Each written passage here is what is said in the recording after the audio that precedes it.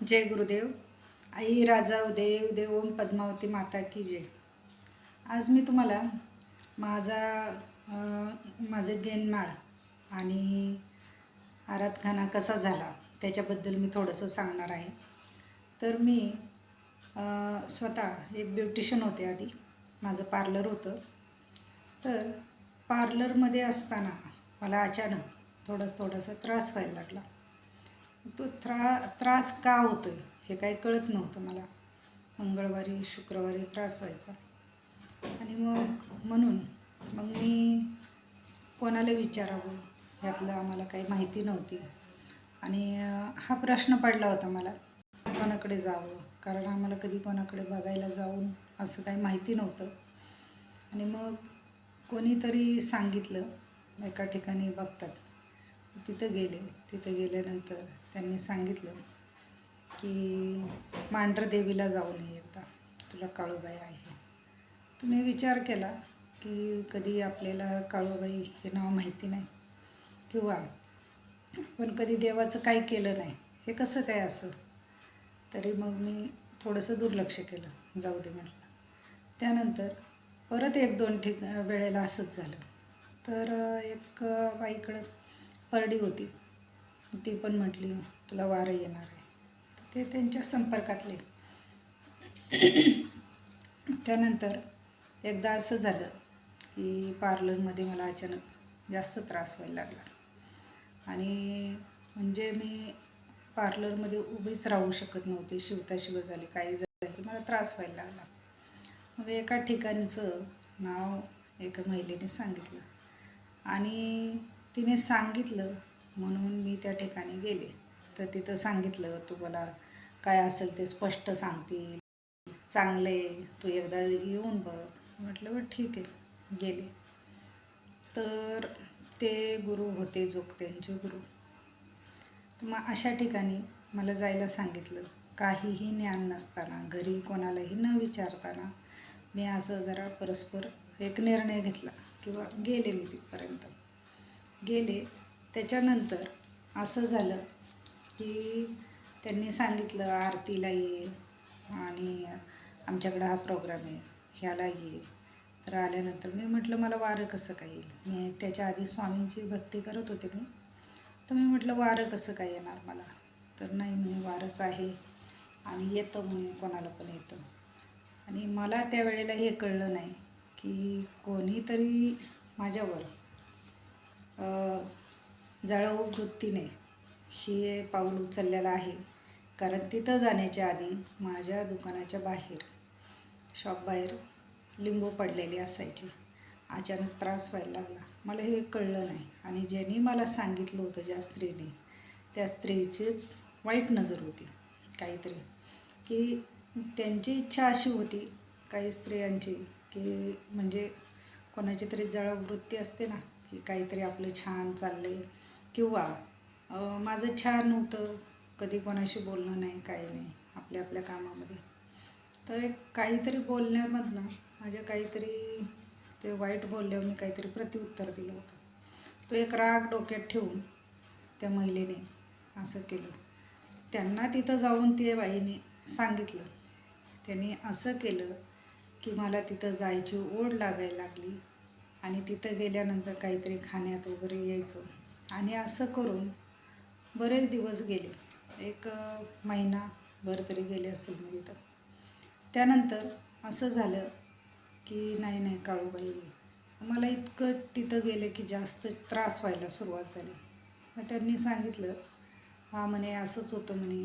आणि मी घरी निघाले की ते म्हणायचे नाही तू इथंच राहा. मी म्हणायचे नाही, मला घरी यायचं आहे, घरी जायचं आहे. रात्रीचे 12-12 वाजेपर्यंत त्यांचे कार्यक्रम चालायचे. मग मी ते झालं की आपले उठायचे, किती 12 वाजलेले असून काही, तर घरचे पण वाट बघायचे.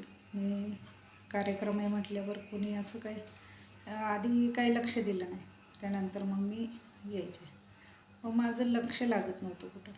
काही दिवसांनी असं झालं की माझी मुलगी, मला 2 मुली, एक मुलगी इतकी भरकटली गेली की घरात आमच्या की भांडणं व्हायला सुरुवात झाली, की सगळं मनाविरुद्ध. माझ्या मुलीचं माझं पटेना. इतकं जास्त झालं की त्याचं म्हणजे लिमिट नाही राहिलं. आणि असा प्रकार घरी होण्यास सुरुवात झाली की ते आम्हालाच काही कळेना. आणि मग अशा ह्याच्यात काहीतरी मुलीच्या डोक्यात बसलं माझ्या, आणि माझ्या मुलीने अक्षरशः आत्महत्या केली. आणि ह्या प्रकार झाला. ते झाल्याच्या नंतर त्याचं माझ्या डोक्यावर परिणाम झाला. माझ्या डोक्यावर परिणाम झाल्याच्या नंतर त्या मनुष्याने असं केलं की मी म्हटलं मला असं असं होतं आहे बाबा, काय करू, मी कुठं जाऊ, मला काही कळत नव्हतं. आणि मी घरचं कोणाचंही ऐकत नव्हते. माझी आई सांगून सांगून दमली, भाऊ बोलायचे, त्यावेळेस मला कोणीच दिसत नव्हतं. आणि एक वेड कसं लागतं तशी वेडी झाली होती मी. आणि मग असं झालं की मुलगी गेल्यानंतर डोक्यावर परिणाम झाला. मग मी काय कार्यक्रम केला नव्हता. त्यांनी सांगितलं, मी म्हटलं मला मुलगी दिसते बाबा कुठं पण, काय करू. तरी पण डोक्यात नाही आले काय झालं, कसं झालं, कोणी काय केलं नाही म्हणे, कसं झालं मला पण कळलं नाही त्यावेळेला. आणि मग नंतर 10 महिने मुलीला झाले होते. ह्यांनी सांगितलं आणि तुझा काळूबाईचा कार्यक्रम करायचा. मी म्हटलं काळूबाईचा कार्यक्रम कसा काय करायचा. माझी आई म्हणली मुलीला गेलेले 10च महिने झालेत, आत्ता काय करायचं नाही. त्या मनुष्याने ऐकलं नाही. म्हणे कर बाई, तुझं चांगलं होईल, तू नको टेन्शन घेऊ. असं म्हणून मुलगी गेलेली 10च महिने झाले त्याने माझा कार्यक्रम केला. आणि अक्षरशः मी त्यावेळेस शुद्धीत नव्हते. इतका विचित्र प्रकार केले त्यावेळेला की आता मी कसं सांगू हे मला काही कळत नाही. जे बकरे आणले होते त्यांनी हितं काही न करता त्यांच्या दारात केलं ते सगळं. आणि अक्षरशः माझी आई तर आहे ना, एक शब्दही न बोलता, आमच्या घरातले कोणीही माझ्याशी बोलत नव्हतं. आणि सगळे इतके नाराज झाले. माझे वडील मला किती ओरडले, काही कळलं नाही. आणि अशा परिस्थितीमध्ये मी पूर्ण माझं डोकं कामात न गेलं होतं. मला काही सुचत नव्हतं, मला काही कळत नव्हतं. मला ते सांगतील तेच पूर्व दिशा. त्यावेळेला एवढ्या मोठ्या मूर्त्या केल्या, 2 लाख खर्च केला. एवढ्या मोठ्या मोठ्या मूर्त्या आणल्या. मोठी काळूबाईची एक मूर्ती, त्यानंतर 2 राखणदार. त्यांनी एकाच असं पाट बनवला, त्या पाटावरती खाली राखणदार काळूबाई उभी केली. असं केलं. आणि झाला तो कार्यक्रम. त्याच्यानंतर मला तर काही कळत नव्हतं. नंतर काही दिवसांनी ते आपलं करत राहिले. मी देवी उभी केली, छान साड्या वगैरे नेसवणं, त्यांना आवरणं. कोणतरी एक जण त्यांच्यातला यायचा आणि हे असं कर बाई, तसं कर बाई. हां मी ठीक आहे ठीक आहे. त्यानंतर पार्लर वगैरे केलं, माझं कुठंही लक्ष लागेना. त्यानंतर असं झालं की 1.25 महिना झाला. 1.25 महिना झाल्यावर आजकाल छोटे छोटे गुरु झालेले आहेत. मुलं लहान वयातच आहेत आत्ता, ते सुद्धा गुरु झालेत. खीर चपातीचा कार्यक्रम करतात. मला त्यावेळेला माहिती नव्हतं. त्यांनी मला अक्षरशः चिकन करायला सांगितलं. म्हणे हे नॉनव्हेज खातात म्हणे, आपल्याकडे काही कोणी खाणार नाही, आणि बाई तू हे असं असं बनव. ते म्हटल्यावर मी त्या पद्धतीने केलं. असा माझा कार्यक्रम केला. असे मी 3 वर्ष त्या लोकांचं सांगेल त्या पद्धतीने ऐकत राहिले. 3 वर्षांनी माझ्या घरचे वैतागले. आमचे सगळ्यांशी बोलणं चालणं सगळे माणसं तुटले. कोणी कोणाच्यात नाही, कोणी बोलत नव्हतं, मला काही कळत नव्हतं, मी कोणाचं ऐकत नव्हते. अशी परिस्थिती झाली. त्याच्यानंतर 3 वर्षांनी वैतागून माझी आई म्हटली आपल्याला तुळजापूरची आई, ते काळूबाई आपल्याला नको आहे घरात, हे असं झालं आहे आपलं सगळं. म्हटल्यानंतर मी त्यांना म्हटलं बाबा तुम्ही एक काम करा, तुमची काळूबाई, ती काळूबाई तुम्ही अख्खी घेऊन जा, मला नकोच आहे, मला देवच नको आहे असं म्हणून मी सांगितलं. तेव्हा त्यांनी स्वतः येऊन ती देवी, ते राखणदार सगळा देवारा उचलला आणि घेऊन गेले. देवारा म्हणजे त्याच्यामध्ये दुसरं काय नाही, फक्त काळूबाईची मूर्ती आणि 2 राखणदार होते. बाकीचे देव माझे घरात होते. असा प्रकार केला. आणि त्याच्यानंतर तर मी चक्क वेडी झाले. असे मी 5 ते 6 वर्ष मला काहीही कळत नव्हतं. भरकटले, कितीही फिरले, कुठं जाऊ, काय करू, कुठनं मार्ग काढू मला कळत नव्हतं. घरच्यांचं कोणाचं ऐकत नव्हते, माणसं ओळखत नव्हते, अशी परिस्थिती झाली. आणि इथं मला कुणीही बरं करू शकलं नाही आणि बरी होण्यासारखीच नव्हते मी. अशा परिस्थितीमध्ये मी जेव्हा काहीतरी कुठंतरी म्हणतात ना कृपा असते, त्यावेळेला तमिळनाडूचे गुरु, माझे गुरु, अरे माझे खरंच गुरु म्हणजे परमेश्वर आहेत माझ्यासाठी. माझे गुरु श्री वसंत विजय आनंदगिरीजी जगद्गुरू महाराज हे माझे गुरु. त्यांच्याकडे गेले तेव्हा कुठं मी 1-2 वेळामध्ये साधना केली, त्याच्यातनं मी बाहेर पडले. गुरूंनी माझ्या 2 वेळा गेले, त्याच्यातनं मला बाहेर काढलं. त्याच्यानंतर मी असा विचार केला की जे माझ्या आयुष्यात झालं ते मी कोणाच्या आयुष्यात होऊ देणार नाही. आणि ज्ञान अधुरा असल्यामुळं लोक फसतात आणि एवढं कुणी फसवत नाही. तर त्या मनुष्याने दुसऱ्याच्या सांगण्यावरनं माझ्या आयुष्याचा असा खेळ केला. मग एखाद्याकडं आपण बघायला जातो, त्या माणसाने आपल्या आयुष्याचा असा खेळ करावा का? आणि त्याच्याने मला तर काही कळत नव्हतं, मला सुचत नव्हतं. माझ्या बुद्धीवर घात केला, माझ्या जीवनावर घात केला आणि त्याचा मला खूप त्रास झाला. तर किती त्रास झाला, पण त्याच ठिकाणी मला जागोजागी देवाने वाचवलं. मी आईला एकच बोलले, तू जर खरी असशील, मनुष्य खरा का देव खरा, मला याच्यातनं तू फरक दाखव. आणि तेव्हा मी आईला एकच बोलले, तू जर खरी असशील आणि तू जर सत्याची असशील, तू माझा न्याय कर आणि मला हे बघायचं. हे जेव्हा मी माझ्या आईला कळकळून बोलले, तेव्हा माझ्या आईने मला जागोजागी मार्ग दाखवले. असे गुरु दिले माझ्या आईने दिले मला. आणि खूप सांगण्यासारखं काय मला जास्त काही सांगायचं नाही आत्ता, कधीतरी परत पुन्हा एकदा सांगेल.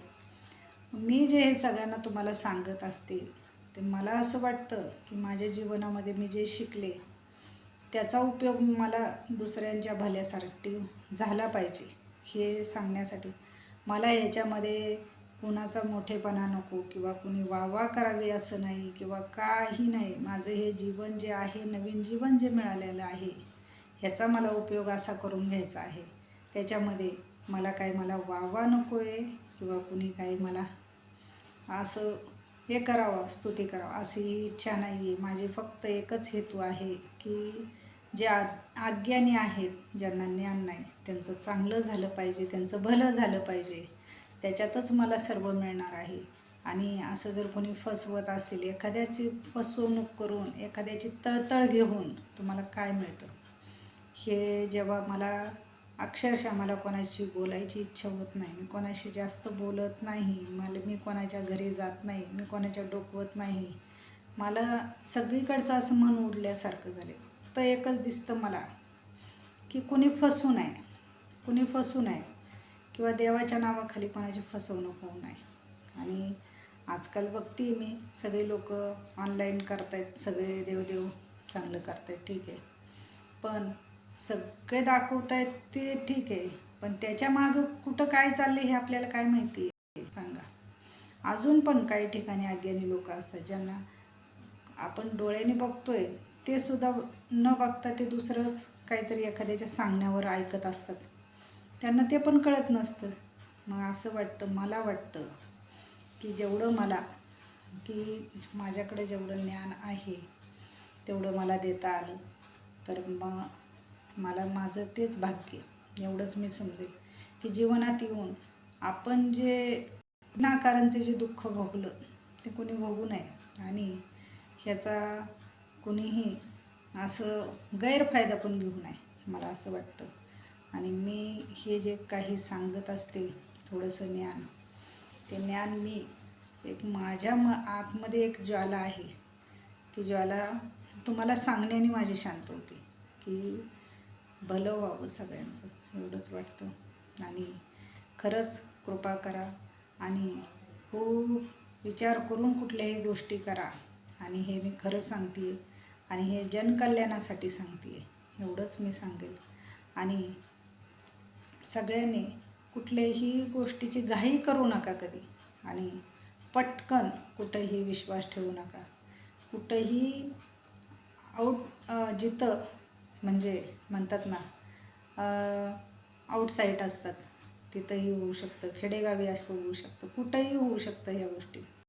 असं समजू नका शहरामध्ये काही लोक समोरासमोर येतात, काहीतरी आहे मोबाईलवर बघताय, हे ठीक आहे, पण त्याच्या मागे कुठं काय चाललं हे आपल्याला माहिती नाही. तर मोबाईल तर आजकाल सगळ्यांच्या हातात आहे.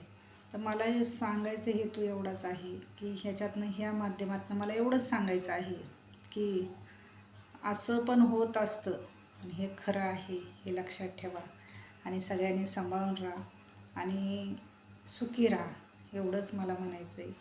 आणि मी जे हे सांगते आहे हे शब्द ना शब्द खरा आणि खूप आहे सांगण्यासारखं, पण मला जास्त काय बोलता येणार नाही आत्ता, एवढं ठीक आहे. मला पुढचं कधीतरी काहीतरी सांगेल मी अजून. आणि हे खूप महत्त्वाचं आहे. माणसाने आहे ना थोडंसं कोणाचे तरी अनुभव ऐकले ना की तुमच्या जीवनामध्ये त्याचा खूप उपयोग होत असतो, हे मला सांगायचं आहे. म्हणून मी थोडं जर सांगायचं असलं तर मला थोडं सांगता येत नाही, कसं सांगू, कुठं सांगू आणि केवढं सांगू आणि नेमकं काय सांगू हे मला कळत नसतं. तरी आज मी हे जे एवढं सांगते हात जोडून की तुम्ही तुमच्या जीवनामध्ये परमेश्वराची साथ घ्या. जेव्हा माझ्या डोक्यावर परमेश्वराचा हात नव्हता म्हणून हे असं झालं, तसं तुमच्या आयुष्यात घडू नये हे सांगण्यासाठी हे मी एवढे उपाय सांगत असते किंवा मार्गदर्शन करत असते. हे तुम्ही ऐका, सुखी व्हा, एवढंच सांगेल. ओम जय गुरुदेव, आई राजा उदय, ओम पद्मावती माता की जय.